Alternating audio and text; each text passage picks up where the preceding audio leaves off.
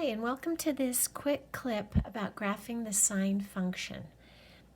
We will be graphing the function here on this graph after using the unit circle to make a table.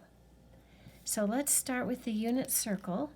If you recall, the unit circle is a circle that has its center at the origin, 0, 0, and it has a radius of 1.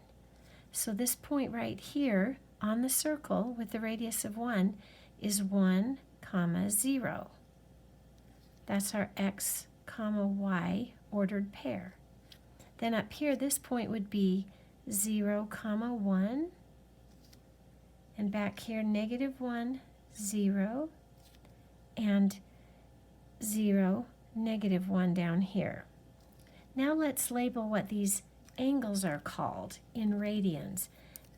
If we are right here at this 1, 0 point, the number of radians we've moved is just 0. So what we'll actually put in our table, we'll put that that's our first angle to consider.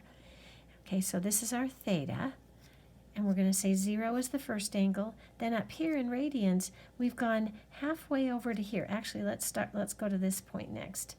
Out here, this angle in radians over here, 180 degrees, if we're talking about degrees, is pi. So I'm going to put pi right here because we want to have room right here to put halfway over to pi. So this will be pi halves, and these are again our thetas. And then down here, this will be 3 pi halves. And then once we get back to the beginning, we will have an angle that is 2 pi. So let's write those in.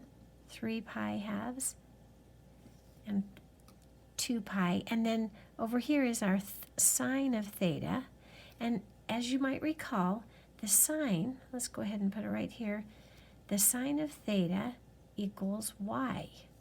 It's our y value. So if you look at our first point right here, when the angle is 0 radians, the y value is 0.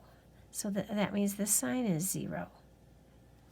When the angle is pi halves radians, then the y value is 1.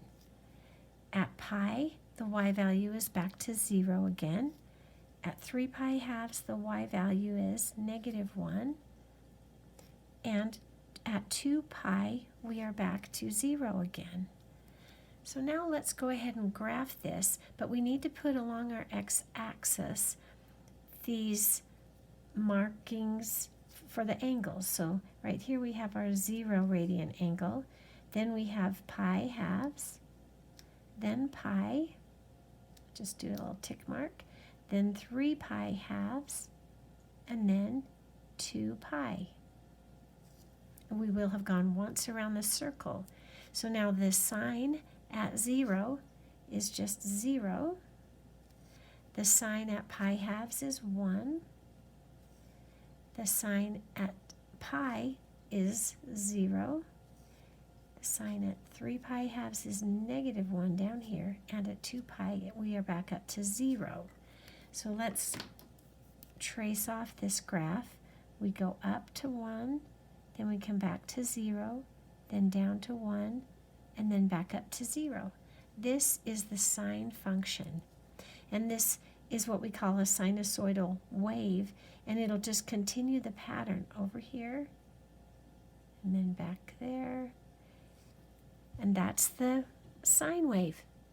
Okay, I hope this helped. Thank you. Bye-bye.